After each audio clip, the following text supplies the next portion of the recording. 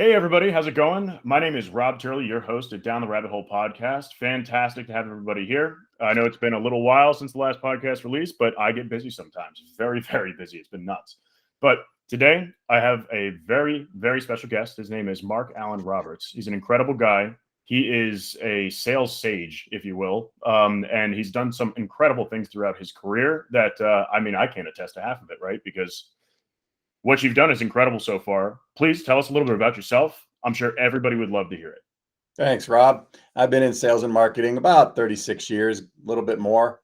And what I help people do is just grow their business profitably. It's not that fancy, but I've kind of figured out a model over the years that once we employ the model, very quickly we can get sales turned around and improve profits. And I've been very blessed. I've worked with some great CEOs in a lot of different industries. And typically I fall in the manufacturing, distribution, sometimes finance, but most of the time manufacturing and distribution. Right. And so with manufacturing and distribution, since that is a very interesting industry and it will always be booming because people always buy products, people always need products, they needed to build things, they needed to engage with things, they needed to do things, they needed to entertain themselves, all of that. What type of manufacturing have you been in? Because a lot of people don't really know about that landscape and how much it actually drills directly into everything else that we do. Well, that's a good point. It drills into everything. I mean, I once had somebody say, okay, look around this room. Everything in this room a manufacturer made. I've been in plastics. I spent a lot of time in plastics. One of my largest accounts today is in plastics. They manufacture injection molding machines. But I've been in metals, bent tube and pipe, serving all kinds of like engine manufacturers, custom engineered products, machine shops, you name it, pretty much. Building materials. We're talking roofing, wood, lumber, all different types of wood flooring, ceramic tile. So again, you name it. I've pretty much touched it at one point or another. Right. Right. And it's funny, the injection molding manufacturer is creating things for other manufacturers to use to manufacture things using injection molding. It's kind of funny. Absolutely. It's layer after layer after layer. So with your experience of working with all of those manufacturers, production companies, distributors, and all of that, what has that taught you, and how does that relate to pretty much the everyday business, even in like software? What have you learned from that applies to all business? Well, what I like about it is manufacturing, is kind of like what I call the heartbeat of America. I mean, it's strong, ethical companies, great teams, hardworking, creative problem solvers. It's been a real blessing for me to work with them and understand, what it takes to identify market problems and turn them into products that ultimately ship out the back door. Right. And what skills did you develop that you can that you have brought to sales teams around the world from doing this process? What does that look like? What skills, what criteria, what systems were you able to put in place that applied to the businesses that you've worked with? Yeah, the plastics guy actually taught me the most. I was with them for 13 years. I was their national sales director, VP of sales and marketing, but also I was responsible for global sales. And the way we consistently grew 20% or more year over year for 13 years was we went out and just had really good conversations with customers. While my sales guys were selling, I was asking questions. What's a challenge today? What's driving you crazy? What new change occurred that is disrupting your business? And if you get people talking, they will share their pain. And once you understand their pain points, you develop products that completely solve their solutions. Pretty much everybody that's listening to this at one point probably touched one of our products in the plastics company. Back in the day when we used to buy compact discs at retail and they were in a piece of plastic so you couldn't steal it, that was us. Right. We had 98% market share. And the way we grew to 98% market share was not just selling a piece of plastic, but understanding the problem that it solved. What is the purpose that plastic exists for? That's the thing. Well, it's interesting because sometimes it's just to help CDs be merchandised in a bin that used to be for record albums. Sometimes it's to prevent theft. Sometimes it's for automation equipment so they can fill a lot of CDs fast. It all depends on the need. And that's where the burden is on the salesperson to not assume, but unpack what it's for and then present a solution. I like how you said asking questions rather than selling. Any Right. salesperson that's selling is an order taker. And if they're an order taker and they're trying to acquire new business, you're not going to sell a damn thing. I call it premature pitching. It drives me nuts. Every night at 6 o'clock, my phone rings and somebody's trying to sell me a cell service or an internet service.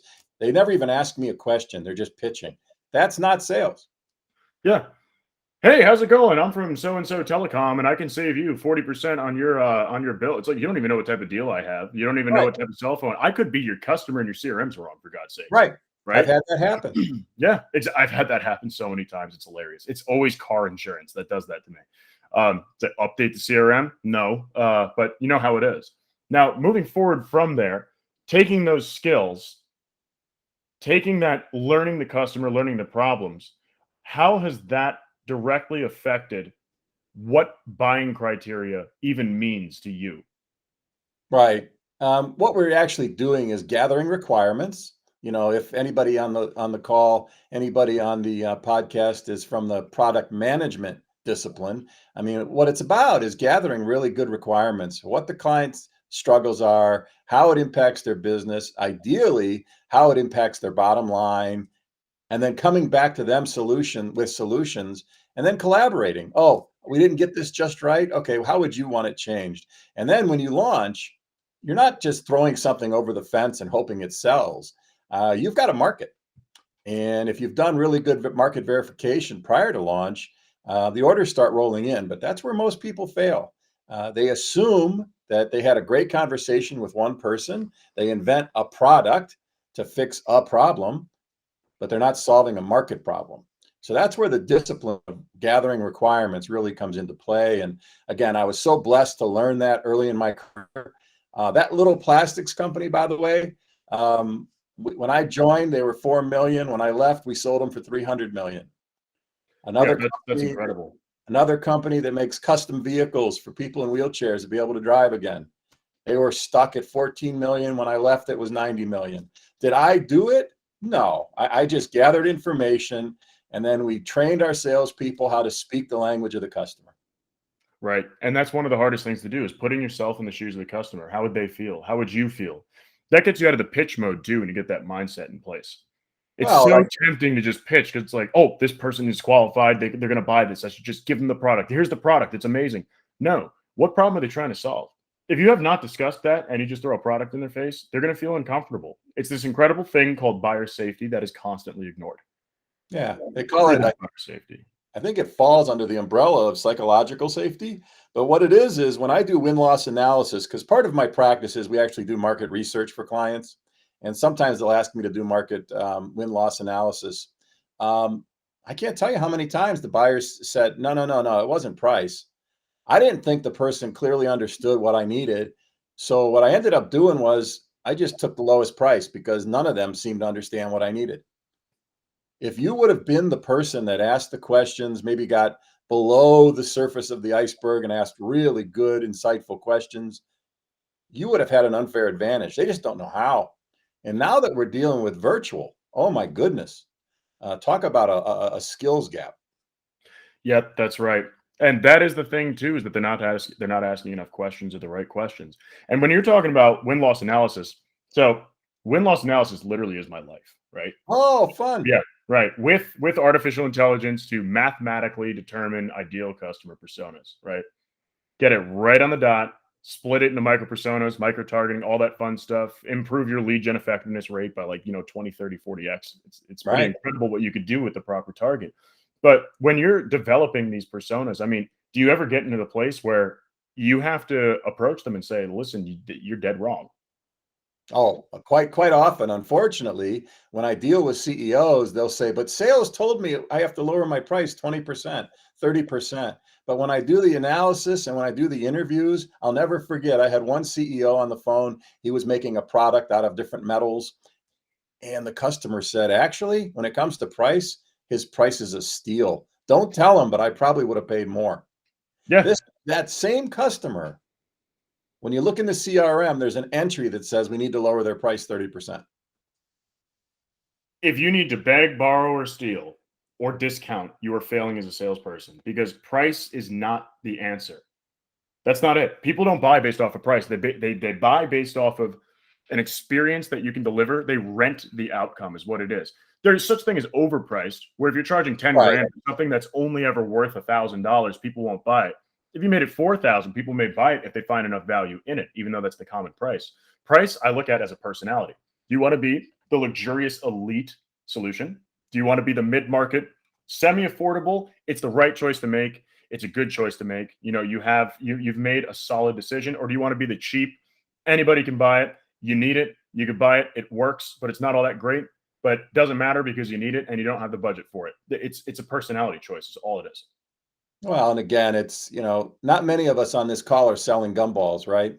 Right. Commodity type products. And the shame is, again, I work with sales folks, so I know a lot of data. 50% of salespeople have never been trained. Okay. 70 plus percent of buyers have been trained how to be professional buyers, and less than 15% of salespeople have been trained to negotiate. What is a professional buyer taught in day one? Commoditize the offering. It's not that special. And sales falls into that trap. And very quickly, what could have been a profitable sale, they're leaving money on the table. So again, And it's a mindset thing too. It's psychology. yes, So the seller feels like their product has been discounted. When I say that, I don't mean cost less money, but it has less value than what the actual value is. The perceived value from the seller lowers, so they lose a lot of the morale and they lose that confidence behind the sale that they will buy it for that cost. So it's not to fall into that. You hold your ground and you never justify. You do never justify why your product is important. You never justify why your product is actually valuable because the value is there. You know it's there. You need to hold your ground. I was working with one company, and I'm not going to, obviously I've got NDAs, but, they sold products to large automotive manufacturers. And one of the automotive manufacturers was pushing back over about $50. And I just asked him, what's an hour of downtime worth to you? And he kind of paused. He says, well, it's $90,000 every 45 minutes. And I just showed you a model where you're not going to need to have downtime for 5 years. Why are we talking about $50? It totally changed the conversation. But the shame is, in defense of salespeople, they've never been taught how to talk like this. They don't have business acumen. They don't understand how to build a business case in most situations. And they've never been taught how to sell based on value. So what excites me is when we equip salespeople, they can be dangerous. A buddy of mine's an author. His name's Ed Wallace. And he says what people really want is business consultants masquerading as salespeople. Yeah. And we can prepare them to be that. And that's what, I mean, any CEO you talk to, what is their job? Well, their job is to solve problems. Yeah. That's it. That's their job. Any VP, their job is to solve problems. If someone in the lower level staff can't solve the problem, it gets sent up. The director can't solve the problem, it gets sent up. VP can't solve the problem, it gets sent up. CEO can't solve the problem, you're looking for a damn solution because there's nowhere else to go up. So when they have the conversation, or when you have a conversation with someone who's upper level management, you need to help them solve that problem. It's about asking questions and helping them solve a problem. It is not about selling them a solution. It's about helping them solve or solutioning with them. That's the idea. They need someone to talk to go back and forth with to see if there is a viable solution to something that they're dealing with because they have nowhere else to go with it. That's the key thing to remember. I have calls. I mean, I prefer to work with CEOs. Sometimes I work with VPs of sales, but often in the first call, I'm not pitching anything. I just need to understand what's going on because people clearly understand symptoms. They rarely understand the root cause. So when I hear, oh, okay, so you're saying right now sales are down 30%. You're saying it's because of COVID. You're in the metals business. And then I start asking them a ton of questions. And it's not unusual for a CEO to say, that's a great question. I don't have an answer. And I often ask, would you like one? Because again, with market research, assessing the sales team, working with their leaders, talking to their customers, we can get an answer pretty quick. Yeah, it's like when people say the market's not buying. All right. It's not the market, it's you. The market shifted. So you need to shift with the market. So it's always the seller's fault. If the market's not buying the product, it means the market shifted and they did not shift with it. They're not proactively looking at that. And who's at fault for that? Like your passion, win-loss analysis. One of my clients made bolts and fasteners, right? And they noticed a pretty significant decrease in sales. So I started listening in on calls with buyers, and they were pitching like container load pricing. This is during COVID when cash was king. Every CFO told distributors, we want just-in-time inventory, but they never adapted their messaging. So we went out, we asked a bunch of buyers. Sure enough, we validated what they need is just-in-time inventory to get through COVID. We adjusted the messaging, we changed the website. Within, I want to say 6 months after making the adjustments and training the salespeople, his biggest challenge became, how do I fill third shift with labor? Right. Because the orders were coming. It was just a simple little tweak, but sometimes it's just a matter of listening. And there are so many manufacturing and production and logistics issues at this time because there's just back order for weeks, months. My father, he works in automotive, parts and wholesale management, right? So he manages parts and wholesale coming in from Japan, coming in from different places in the US for Honda. And as that, he serves nearly 1,200. If I have that number correct, he's going to yell at me for not getting it correct if I'm wrong. Nearly 1,200 auto body shops and collision shops buy from him. Wow. They call him because he's the guy.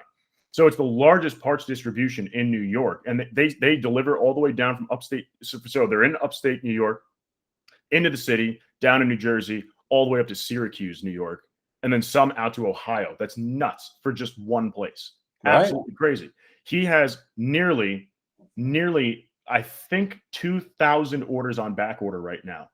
And multiple back orders per product where they would fill their warehouse like 10 times.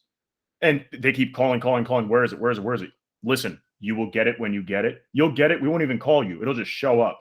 Stop calling. And it's like that because all of the OEM manufacturers went out of business. The smaller guys who make all the smaller parts for the cars to OEM specification, out of the market.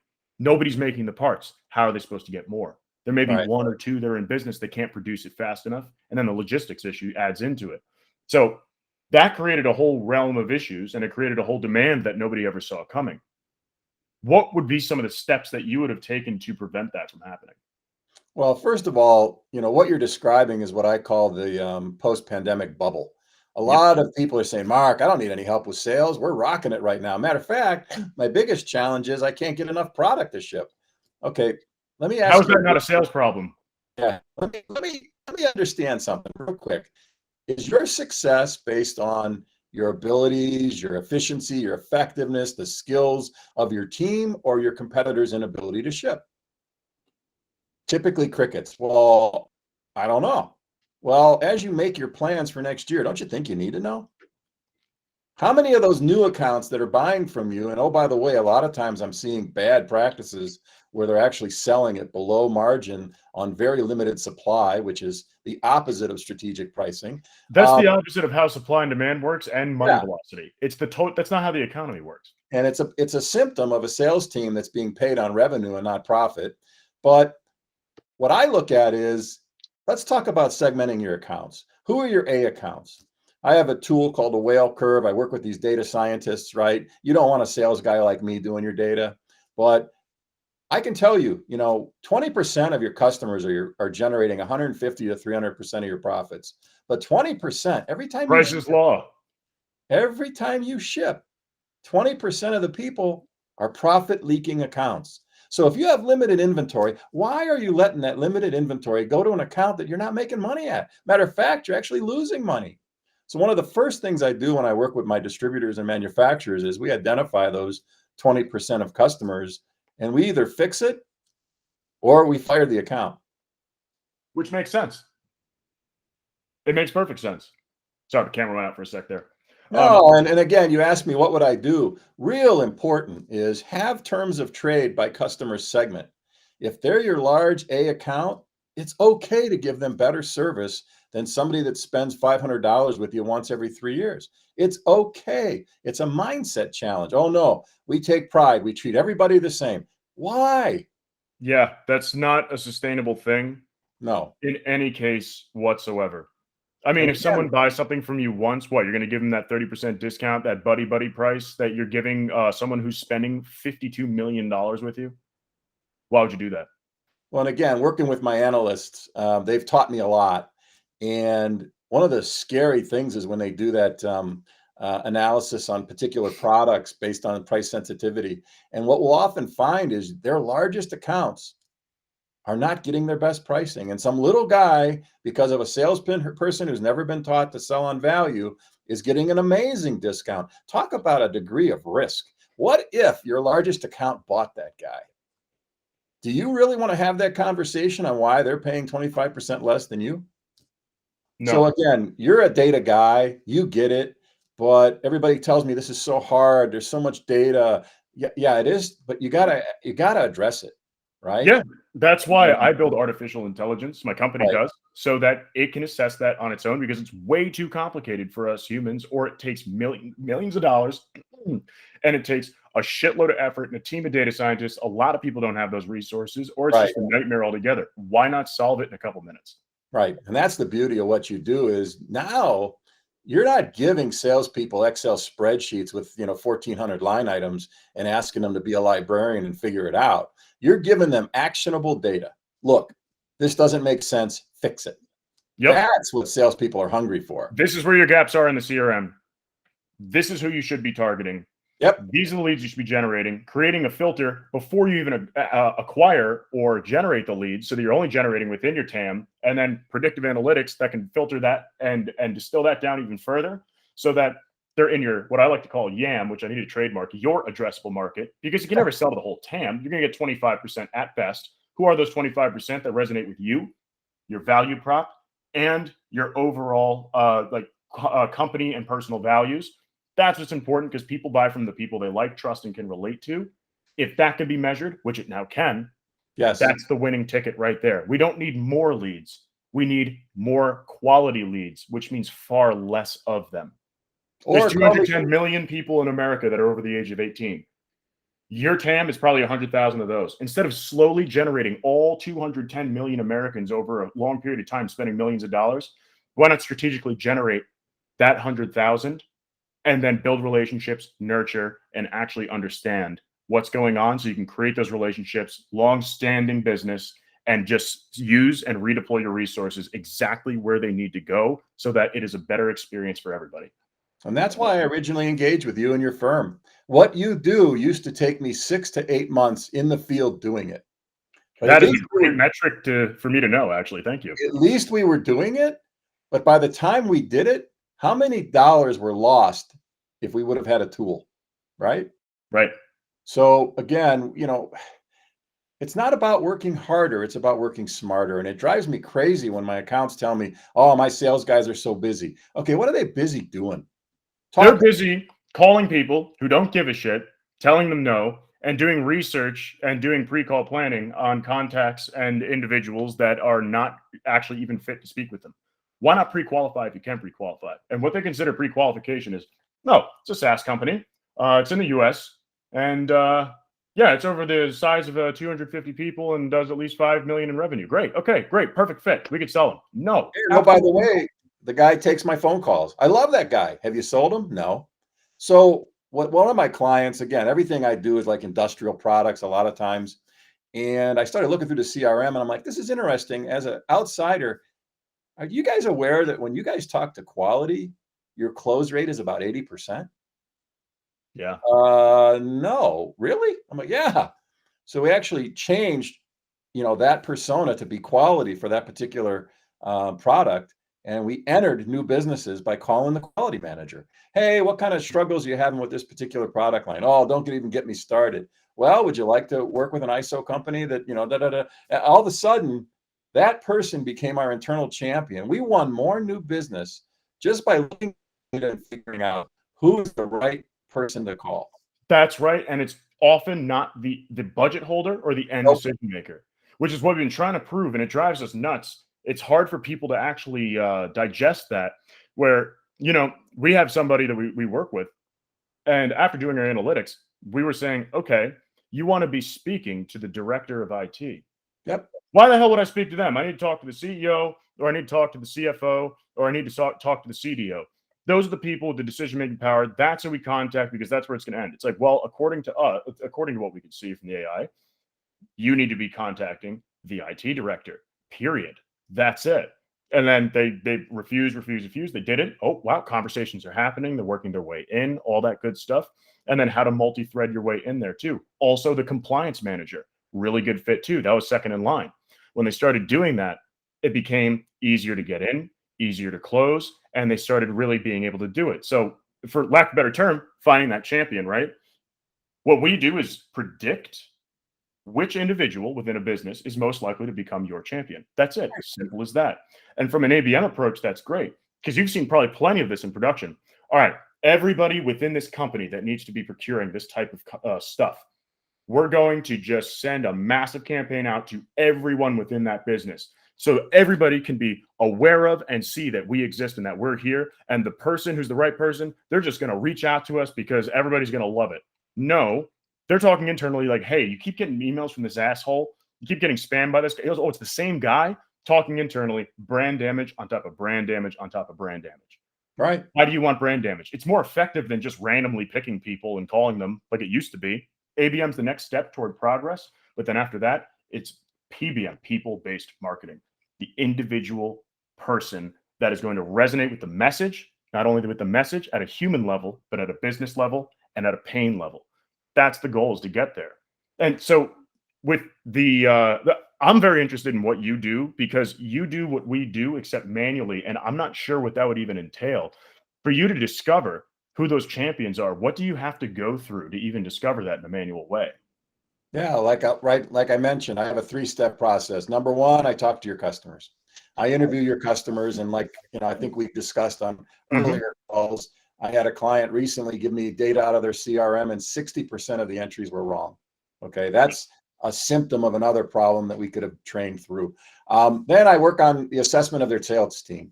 Do they have the abilities to execute the strategy you're asking them to do? And if not, let's find the gaps and fill them, right? That's not that hard. Should people on your sales team be in sales? Typically, I find 20 to 30% of the sales team shouldn't even be in sales. They don't want to be in sales. And yet you're expecting them to deliver results, right? So you know what's funny? I've heard that metric from other people I've interviewed, that exact metric where they shouldn't be in sales, that same like 25, 30%. From about 3 global coaches that have trained thousands of salespeople. So they say the same thing. They shouldn't even be in sales. And the thing is, I can show you with the data. It doesn't mean they're bad people. Typically, they're very committed to your organization. They have a high desire and drive. They're just in the wrong role. Yeah. So before you hire more salespeople, what do you say we actually improve the sales team you have, right? But again, the other one that's just staggering, about 60% of one's face-to-face salespeople can't sell virtually. They're struggling. So what is your plan to help them adjust? And then when I work with sales teams, again, I've got all kinds of data. We could speak for hours on the different data that I've discovered over the years. But would you be willing to share? Sure. Oh, I'd love that. That later time. Continue. Yeah, that's actually a white paper waiting to happen. But I just did a team recently where 70% of the salespeople were not calling on decision makers. They were calling on buyers. Well, the buyer told us, we had to go through them. Okay, there's a course called Getting Through the Gatekeeper. In this instance, your buyer is the gatekeeper. Yeah. Their function is to buy, not to decide. Their function, interestingly, is when I ask salespeople, what's a buyer's function? Oh, to beat us up. No, their job is to keep the plant running. So if you become the guy that mitigates risk and they can trust and help them, you're their fan. They love you, right? They'll introduce you to people in the plant. People don't understand how powerful relationships are in the procurement market. Huge. There's very few people who are in it. It's a very small group of people, and they all know each other. So as soon as you step wrong or you make a mistake, you are done. That's the danger. But if you can really start networking with them and they get to trust you, they know you, and they start talking about you across lines, across each other. Like, oh yeah, no, I know Mark. No, he's awesome. He's awesome. No, I trust him with my life. No, definitely buy from him because it's always on time. It's always quality. It's always when we need it. Great guy to talk to. And he takes care of me. I feel like he really does care. that's going to go a million miles. And there you're in. The gatekeeper should be your best friend, not your enemy, Correct. because they're the ones who get you the meetings with the decision makers. For example, the secretary sitting in an office at a SaaS firm, at an IT and services firm, at a whoever firm, the person, the assistant, or the secretary sitting in the front, he or she is your doorway or gateway or bridge, whatever you want to call it, into getting a meeting with any of the executives at that business, because she or he is the one that puts you on that calendar in the first place. Well, and If again, you're a dick to them, you're never going to get a meeting. true story, 13 years in that plastics business. One of our largest accounts had a great receptionist. I got along with her great. Over the years, we used to joke. We knew about each other's kids, things like that. 6 years later, she's an assistant in purchasing. 10 Yep. years later, she's running purchasing. Who do you think she met with first? You. And again, don't do it for some selfish reason. Do it for the right reason. Just care about people. Human to human interaction is what it's all about.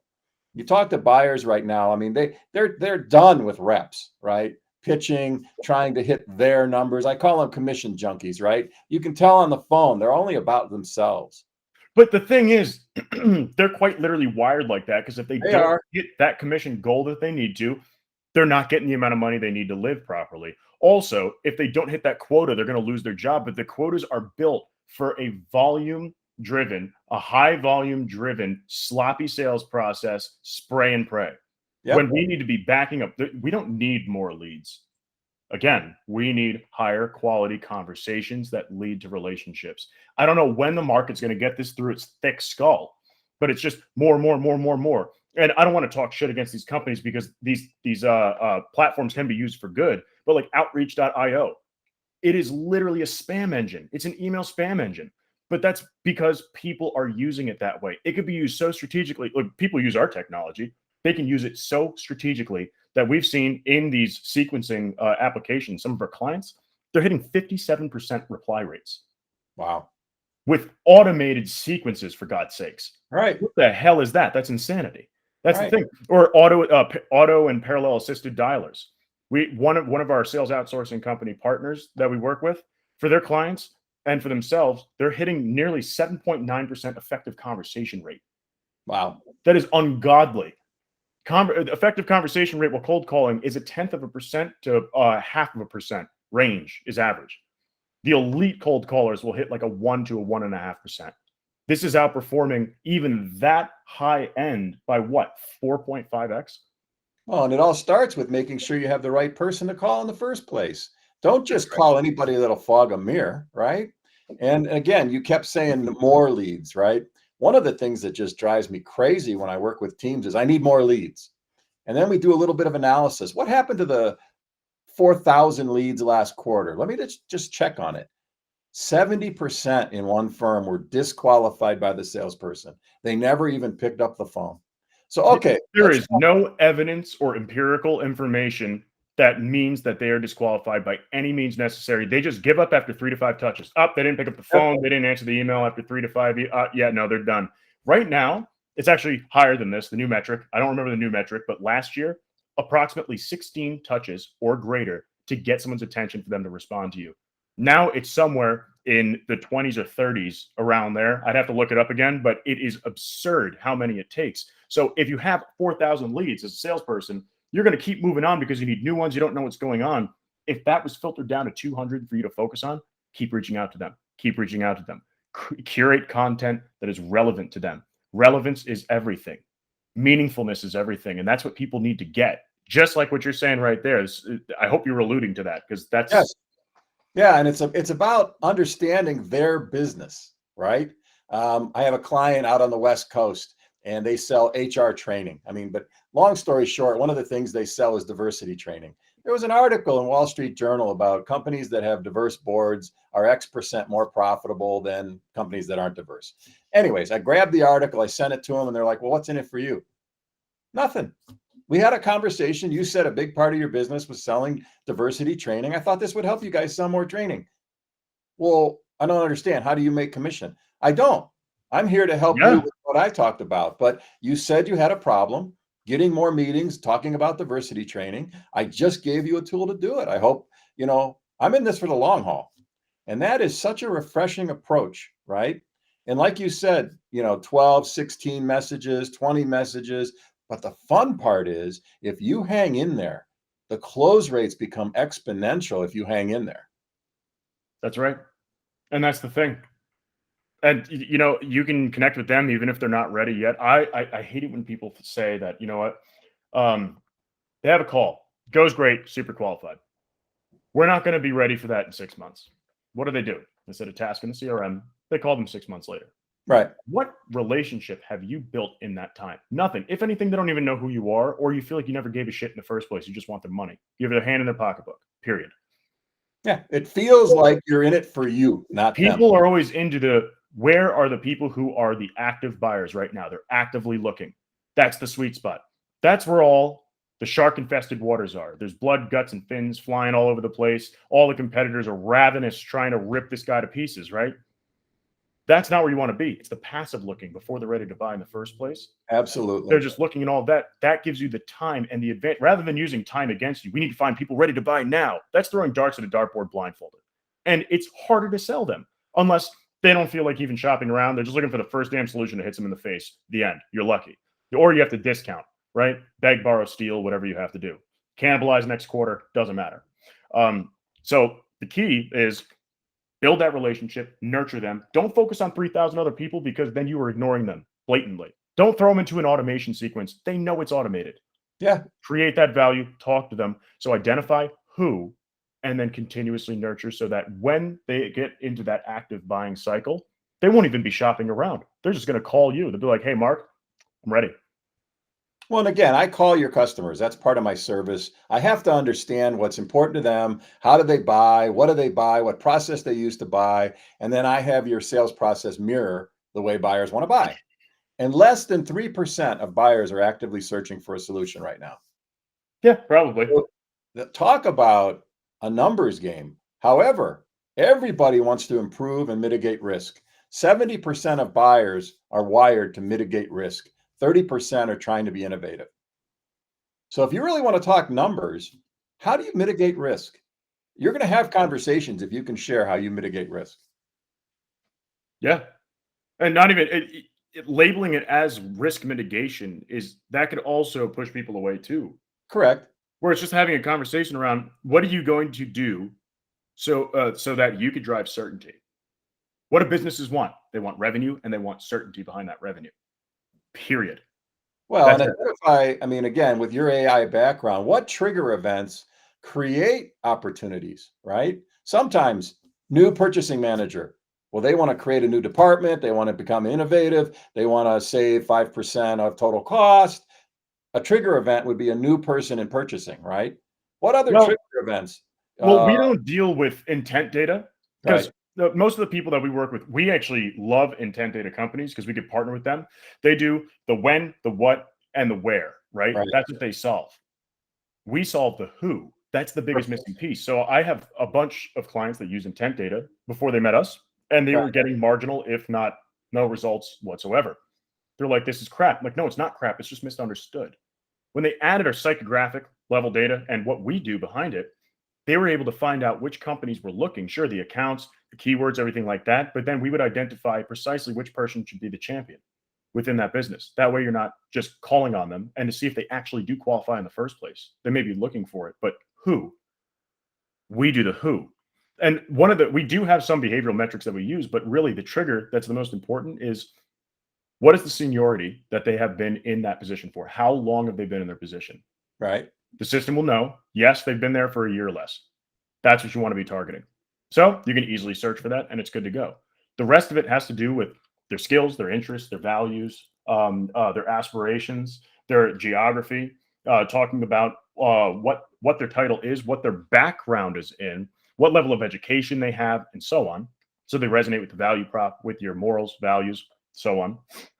And then on the other hand, for the firmographics, like we take like company revenue, we just toss that out because company size, it's the same exact thing as the revenue. If you have a company size of 500 people, you're between X and Y revenue, almost guaranteed. It doesn't always line up. There's some outliers, but that is what it is. And so at that point, we're looking at that. The size indicates the pain. The industry indicates the language you should use. Correct. The location indicates what type of business values that they have. And then the years in business indicates their level of expertise and professionalism. That's what we're looking at. The firmographics are not all that important because anybody and their mother could tell you which company's a fit. Whether there even is someone at that company that is a fit for you and to buy from you is a whole different story. Well, and when we've got salespeople spending less than 20% of their sellable time selling, Yeah. we need to target them. We've got to stop this shotgun approach. It's not working. I'm anxious to see what the data is going to be for 2021. But if you follow InsideSales.com, salespeople who've hit quota has consistently decreased since 2016. I'm hearing they think for the first time it's going to be under 50% of salespeople actually hit their quotas. At what point are we going to finally adjust? That's right. There was recently a study that was out in Silicon Valley about that. I'll share the stats with you later.